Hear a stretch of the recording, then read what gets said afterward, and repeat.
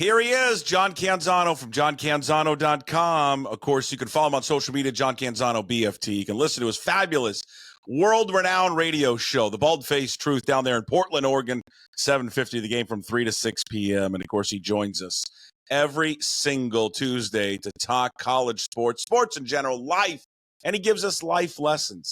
And he's a very busy person today. Life coach. I like that.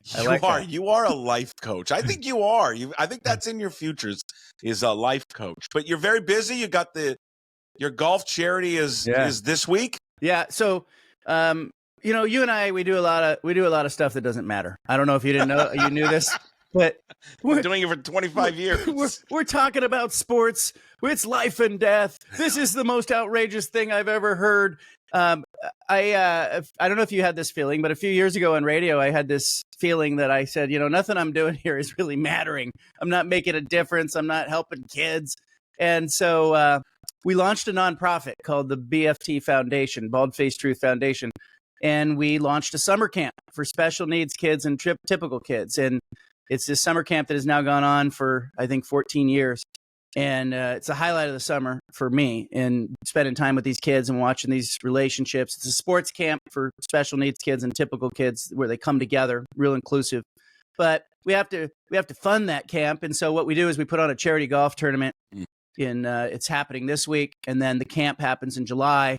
And then when I'm at the gates of heaven, Puck, and they're like, well, you talked about some Pac-12. You went on Puck's show. I don't know if this gets you in. They'll say, hey, well, he did do that camp.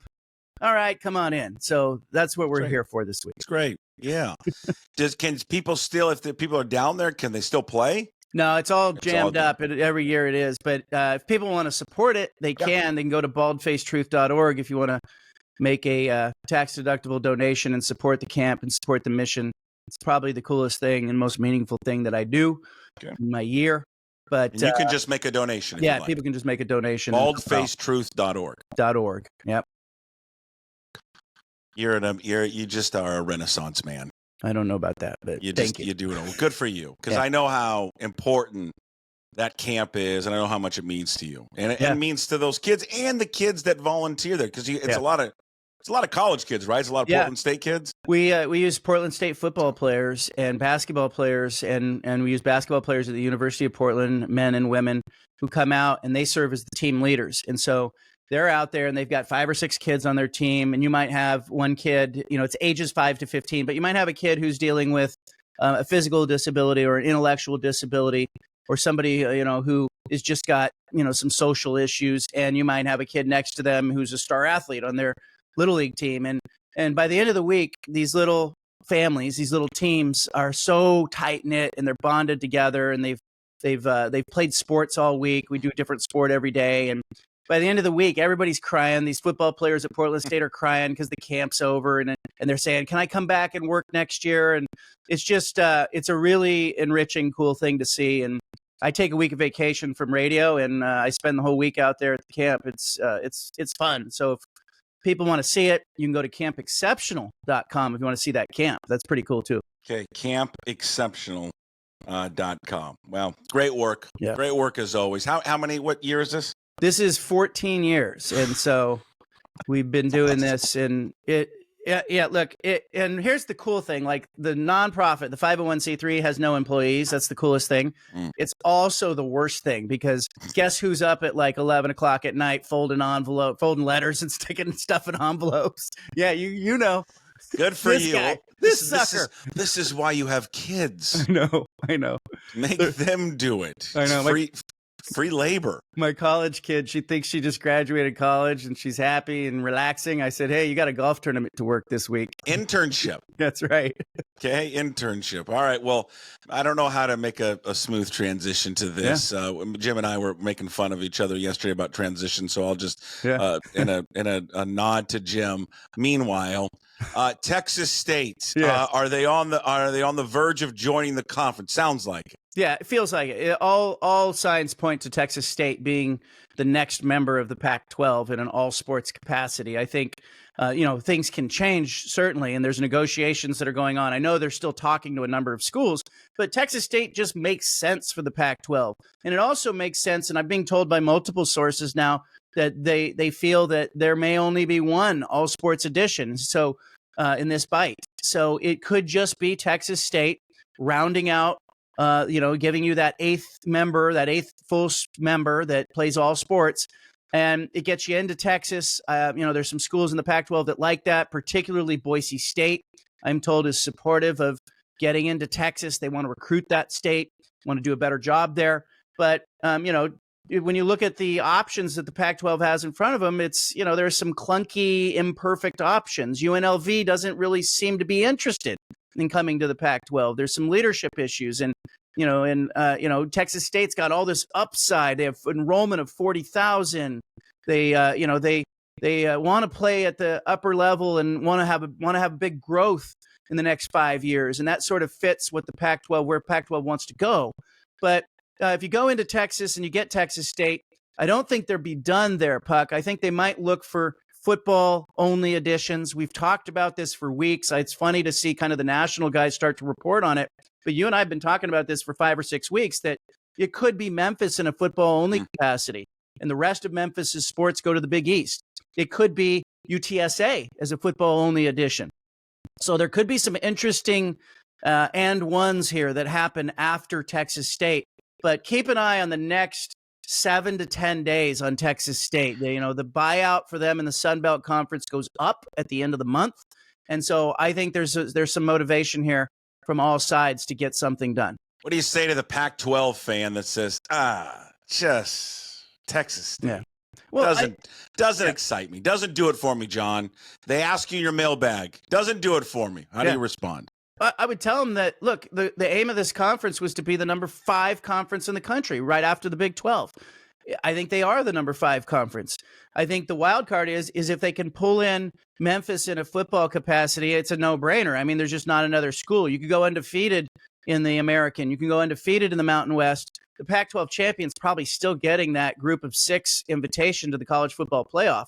So I think they have cemented themselves already. There's a risk here if you go beyond Texas State, or you pay too much for UNLV, or your footprint becomes too big. There's a risk here that you start to dilute your conference a little bit. But I think they have a real tight-knit group of teams, best of the West, plus Texas State. Now it just opens possibilities for the next 5 years. Also, the bottom line benefits with Texas State. It's only a $5 million buyout from the Sun Belt. I don't think Pac-12 is going to have to help with that. I also think you could probably get them for a half a bowl of soup, as their president tweeted about, not a full bowl of soup, and get them for a reduced, distribution. So that means potentially more money for everyone in the conference. So if you're Washington State, who's looking at this track and field problem, or you're Oregon State, you just want every dollar you can possibly get, you might look at Texas State and go, hey, look, bottom line wise, this might be better than overpaying for UNLV and having to, make promises that you really don't want to keep for a school that hasn't been a no-brainer in your eyes. What kind of athletic program are we talking about here with Texas State? You're talking about the best overall athletic program in the Sun Belt. So, I mean, I don't, that tells you they've won that President's Cup, or whatever they call that thing in the Sun Belt that sort of measures the metrics of all the teams. So this is the best school in that conference. So you feel good about that. But from a football standpoint, they haven't been competitive. I watched them play Arizona State tough last season, and that was interesting. But I think for most people, like me as well, Puck, like I'm looking at them and I'm going, where are they? Where is their campus? I'm looking on a map. You barely heard about them except for the last 2 years. But I think you have to accept that, hey, they've got a deadline. They need to add one. This is the one. You reach your qualification. It makes sense in a number of ways. And then if Texas State really is as ambitious as I think they are, it's good for you in the next 5 years because they want to grow. They want to go places. They remind me a little bit of Grand Canyon. They have that kind of feel to them that they're willing to do some things that the others are not willing to do. But, get you into Texas. That's another benefit as well. Going back, I think we talked about it last week or maybe 2 weeks ago, just going back to the UNLV conversation. Was it the Pac-12 saying, God, we don't want to overpay for you, or was it you? Is it more about UNLV saying, I don't think we don't like the direction maybe of this conference, and maybe we want to hold out. Maybe the Big 12 offer is out there. To me, just looking at it, feels more like UNLV decided to pull out. But are you hearing something different? Was it the No. Pac-12 that was more about cooling on them? There's a little bit of cooling in the Pac-12 because they don't like what they're hearing. But make no mistake, Puck, like they invited UNLV when they took, Utah State. UNLV had an invitation. I had one of the former Mountain West members that jumped to the Pac-12 tell me, hey, if they wanted to be in the conference, they would be in the conference because they had the invitation back when Utah State was standing on the curb with their bags packed. And so UNLV has been apprehensive. There's a lack of leadership on that campus. They fired the president, pushed him out. The regents are running things. There's a group of boosters in Vegas who have grand vision about what UNLV should be. Hey, we're playing in an NFL stadium. We just hired great coaches in basketball and football. We're above where the Pac-12 is. Do we really need the Pac-12 to get to where we want to get to? And that's the thing. Like all these schools that are in the Pac-12 are using it as a stepping stone for whatever comes next. You hear that over and over. UNLV is looking over going, do we need you to get to what comes next? Or can we just stay where we are, collect the $24 million that the Mountain West has promised to us, and still get an invitation to the Big 12? I think it's all UNLV at this point, but the Pac-12, and I heard that from one of the Pac-12 people who was in the meeting last week. They said, hey, this is more about UNLV's doing and their thinking than it is our thinking. But UNLV just doesn't seem interested and ready to fall all over itself to get into the conference. And so that makes it really difficult for the Pac-12. You have to want to be there. You can't just invite them to prom and then show up at their house. They're not going to be dressed and ready. That's perfect. What's the latest? What's going on with Sacramento State? Oh man. What's the deal with them? Well, they want to jump up, right? Mm-hmm. And they want to jump up FCS to FBS. And, there's some reasons why major college football doesn't want more teams in the fold. It's more mouths to feed. It's an additional college football playoff distribution. They have placed some roadblocks there for schools like Sacramento State that are designed to deter them. One of them is it used to cost $5,000 to make that jump. Now it's $5 million.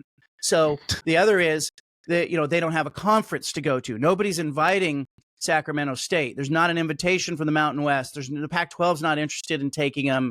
The Sun Belt isn't returning their call. And so there's nowhere for them to go. And so they need a waiver in order to make that up. So they go to this, football council, this Division I council. They go to the football committee. They say, hey, will you support our waiver? That came down the pipeline yesterday. And the temperature in the room is not good for Sacramento State. They're not getting support from that football committee. It will still ultimately be up to the Division I council to determine whether they allow them to come up without an invitation and just play as an independent. It's a really tricky thing. I think, the Pac-12 would be a natural landing spot for Sacramento State, but there's a little bit of fake it till you make it going on in Sacramento with the university president. They have all these NIL pledges that are contingent upon them getting to the upper division. They have all these recruiting commitments that are contingent about them playing in the upper division. And yesterday, that was a major blow to Sacramento State that they didn't get that support. Now, there's still a shot they could get the waiver, but it doesn't look good for them right now, which tells me they're either going to have to sit tight for 2 years, which kills their momentum, or they're going to have to lobby the Mountain West. I think that's the likely spot for them, and they're going to have to root for some chaos in the Mountain West because I think it would benefit Sacramento State if UNLV and Air Force bolted out of the Mountain West. Suddenly, Gloria Nevarez is like, hey, I could use another school. Come on up and play. The fallout, we've seen the fallout already, the House settlement. We knew this was going to come down, obviously, with lost revenue, TV money coming in, not coming in like it used to. Washington State announcing yesterday, severe cuts to their track and field program.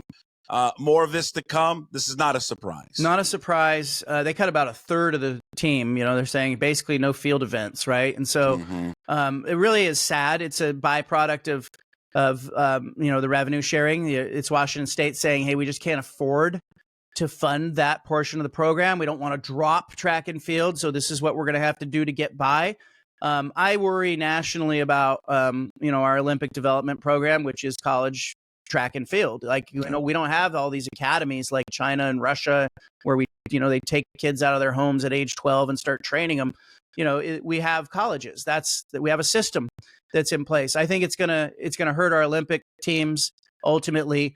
But you're not just going to see stuff like this at Washington State. I think you're seeing it at other places. You're seeing track and field and other non-revenue generating sports getting tiered within the athletic department, even at Oregon. Rob Mullins, the AD at Oregon's not dumb. He told me 80% of their funding comes from football.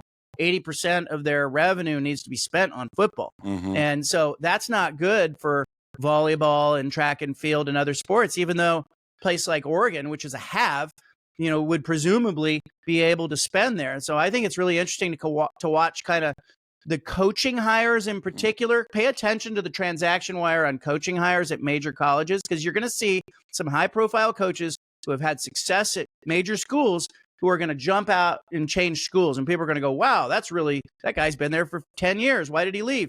Well, he left because his AD is signaling to him, hey, you're no longer important to us. We have to move our money.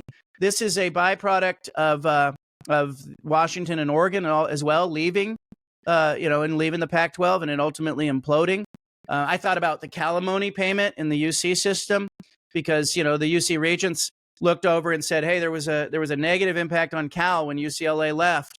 There's been a negative impact on Washington State. There's no way around it. Oregon and Washington did what was best for Oregon and Washington. And I think if we had a system even in Oregon where there was trustees that oversaw both schools, I don't think they would have allowed them to split. Well, but to your point, it's affected Oregon as well. I mean, it's going to affect all these schools. Yeah. It's going to affect Washington. And there was a story that came out about a week ago where the biggest sport at that school is rowing. And the rowing coaches, the both men and women's rowing coaches at Washington, which is, it's one of the Mount Rushmore schools of rowing. Boys in the Boat. Yeah. Boys in the Boat. Although terrible movie. They just did an awful job. I don't know. I cried. But come on. The ending, it has nothing to do with the book.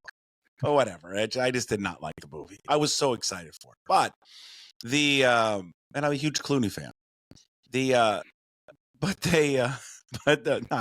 you got me thinking about the stupid movie. I'm going to go. Well, I thought Clooney go Siskel and Ebert on it. But they even said, "Hey, we're going to lose scholarships."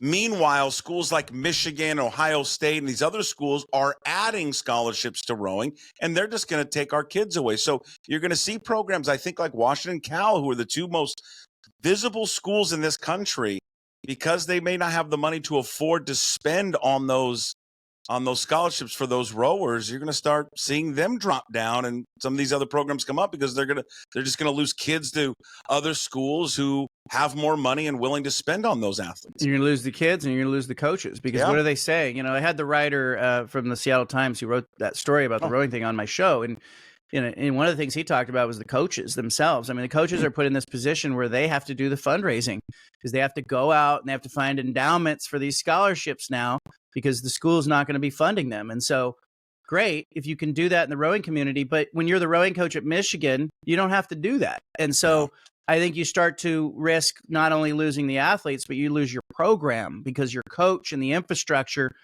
gets lured away by something that's better. It's really sad. It's going to affect all of college athletics.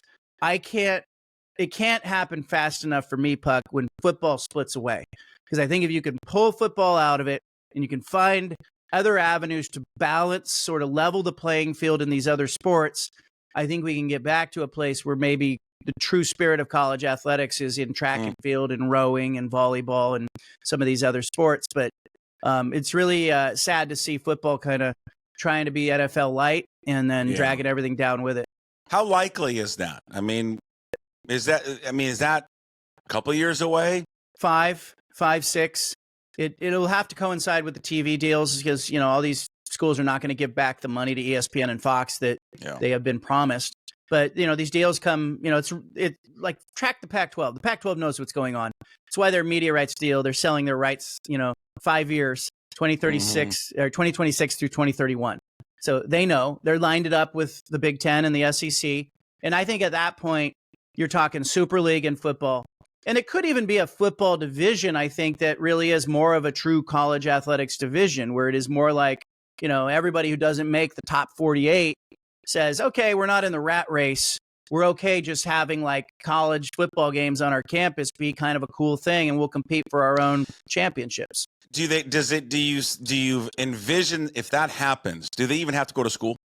I wouldn't think so. Because I think it would be separate, And so, and here's the other question. You've interviewed these guys. Are they going to school anyway? I mean, some of them are. I don't know. I talked to a couple of these quarterbacks at Oregon and Oregon State, and I'm like, what are you taking this semester? And they're like, well, I'm taking sign language, and I got an online class, and I got yoga. And I'm like, that's not college. That's not me sitting in history with, Professor Chang at 8 a.m. falling asleep while I'm listening to. But I took golf and bowling and history of jazz. But that's not all you took. No, no, that's not it. Yeah, I had sports officiating. That was a good class. I had sport management, and one of the one semester was the history of baseball. I'm like, fabulous. Love it. I'm all in on that one. You got credit for that? Yeah, amazingly so. We did get credit on it. It's a crazy world of college sports. Yeah. But I welcome that day. I mean, look, you want to be a pro league? Go be a pro league. What are you doing? This 5 years of, they figured it out. Oh, the House settlement. I was watching the College World Series. There was an advertisement that commercial comes on for the NCAA saying it's a new era in college athletics. The House settlement, like they invented that. And I'm like, you're just along for the ride like the rest of us. In 5 years, it will shift again, and maybe for the better. Beavs, what do they got? Coastal Carolina later today? Yeah, they are backs against the wall. I love Mitch Canham, the coach. He's saying we got air to breathe. And as long as we got air to breathe, we're alive. And so, they've won 5 elimination games to this point. They won 6 elimination games on the way to the national championship in 2006. And so he was on that team. So I think he understands that. But, they got beat by a better pitcher and they played bad defense the other night, and that you put them backs against the wall. But they're going to have to win 3 in a row to get to the final series. And, we'll see what happens. I love Omaha. People ask me, what event should you go to? Go see the College World Series, even if your team's not in it. Go to an Olympics. Go to the Kentucky Derby. Super Bowl, it's a corporate event. College football playoff championship game, no, overpriced corporate event. Go to Omaha. That's a fantastic event. Where does I'm thinking about taking my kid to Williamsport. I haven't been. I've heard that it's a good experience.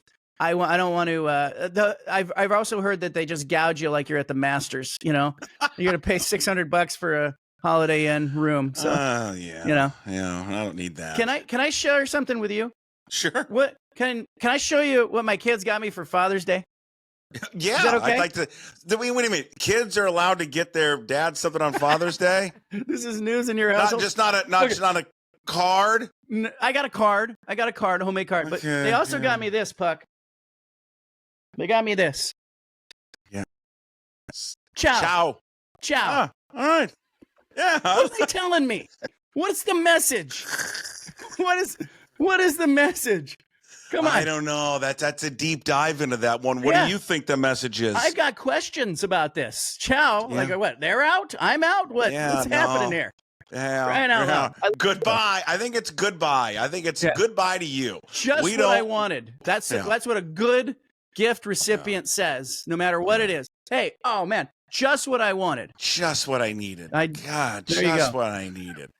I got like another gray shirt. I was like, God, I've been wondering why I don't have more gray shirts. You know what? Love my kids. You love your kids. We all do. That's the gift. But I got that hat and I said, oh, this is great. And my youngest daughter wants to wear it all the time now. So I think she just got it for herself. We just put too much pressure on this day. I know. Too much pressure on this day. You don't need it. Don't need a big deal, anything. So, all right. Hey, good luck with the golf tournament this week. Great stuff. Again, if you want to make a donation, baldfacetruth.org is the website. You're the very best. Have a great week, and we'll see you next Tuesday. Ciao.